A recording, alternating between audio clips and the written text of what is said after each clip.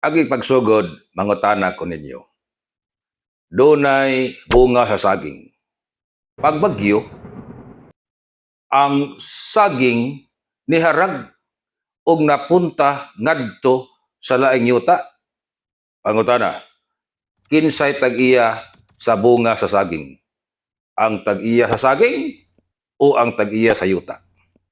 Ikaduhang pangutana, nasuko ang tag-iya sa yuta.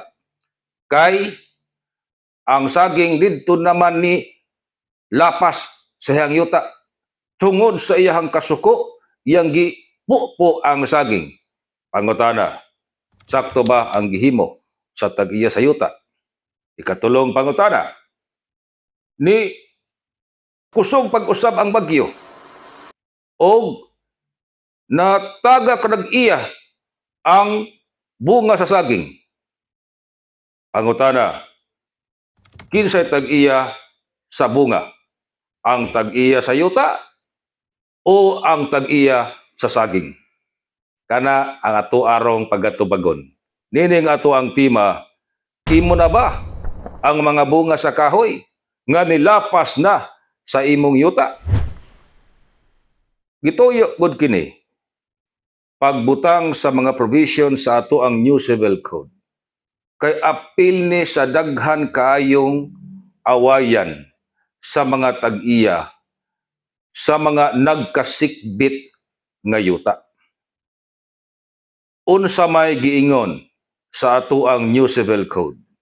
Atong pugniton ang Article 679, Article 680 ug ang Article 681. Giingon sa Article 679, kadtong mga tag-iya sa magkasikbit nga yuta, kinahanglan muhatag og distansya labing menos 2 ka metros ang distansya sa utlanan sa gitamna nila nga tag-as nga kahoy. To simplify, magkasikbit gani ang yuta, kadtong isig kasikbit, muhatag yun sila og allowance nga 2 metros. Anha nila itanom nga dili molapas ang 2 metros kung kahoy nga tag-as ang ilang itanom. Samtang sa mga bugbo nga mga kahoy, sa mapanalitan kamunggay og mga gitawag og shrubs, sa mapanalitan saging, ingon sab ang balaod, kinahanglan mo distansya gayud og labing menos 50 sentimetros.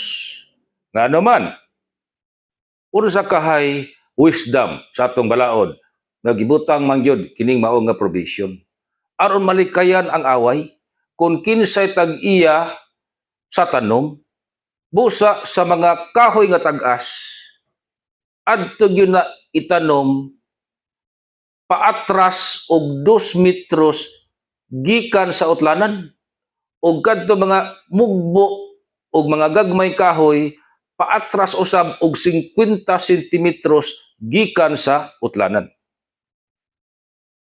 Laing awayan sa magkasikbit sa yuta. Tungod kay ang kahoy o ang mga sanga sa kahoy nilapas na ngadto sa kasikbit nga yuta. Unsa may katungod sa tag-iyas yuta nga nalapasan sa mga tanom sa kasikbit? Kung mga sanga gani ang nilapas, ang kasikbit mahimong modemanda ngadto sa tag-iyas tanom nga putlon ang mga sanga nga ni lapas o ni pandong na sa iyahang yuta. Natural, og di sila magkasinabot, magkaso na sab sila. Dili automatic nga putlon ha sa tag-iyas yuta kadto mga sangas kahoy nga ni pandong na siyang yuta, mananghid padaan ngadto sa tag-iyas tanom. Kung mga gamot na gani sa kahoy ang nilapas na sa kasikbit nga yuta kadtong tag-iyas yuta nga nalapasan sa mga gamot. Pwede niyang putlon ang mga gamot sa kahoy. Di na kinahanglang nga mo demanda pa ngadto sa tag-iyas tanom. Suma sa ato ang New Civil Code. Karon atuan ang tubagon ang atong pangutana. Ang unang pangutana,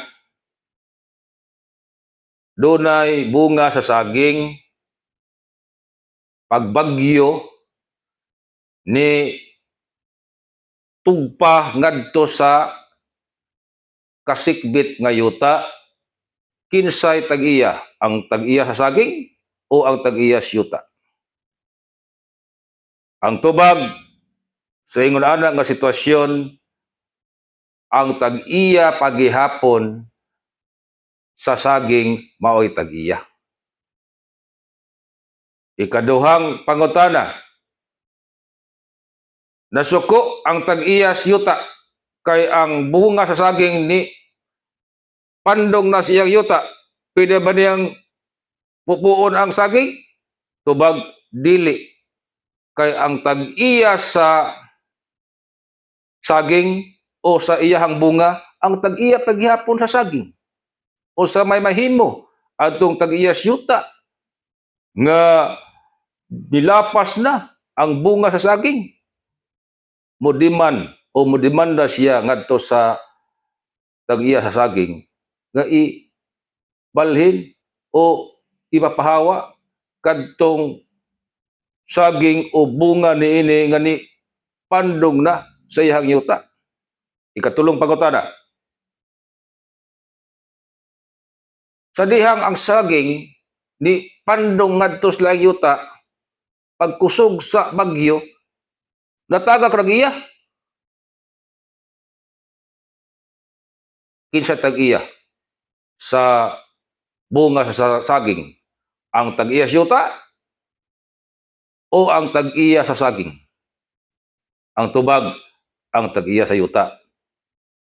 Nga naman, ningon ang ato ang Article 691 sa New Civil Code. Kadto gani mga bunga nga natural nga matagak ngadto sa laing yuta, ang tag-iya niini mao na ang tag-iya sa yuta. So, maunay subay sa ato ang balaod. Unta, di magkalalis ang magkasikbit nga yuta. Akong i-summarize ang balaod. Para ninyo magkasikbit nga yuta. Tagas gani nga kahoy, budistansya ginmoha o labing minus 2 ka metros patras gikas utlanan. Mugbo lang 50 sentimetros paatras gikas utlanan. Og mulapas na ang sanga sa kahoy gikan sa laing yuta, ang tag-iya yuta nga nalapasan mahimong modemanda o mohangyo ngadto sa tag-iyas tanom nga putlon ang mga sanga nga nilapas na sa iyang yuta. Ug mga gamot sa kahoy nilapas na ngadto sa iyang yuta, di na kinahanglan pang mananghid ang tag-iyas yuta, pwede niyang putlon ang mga gamot nga nilapas na sa iyang yuta. Kung tanom mao nay hisugutan, bunga sa kahoy mao nay matagak ngadto sa iyang yuta, ang tag-iya kinsa kadtong tag-iyas yuta o ang yuta diin natagak ang bunga.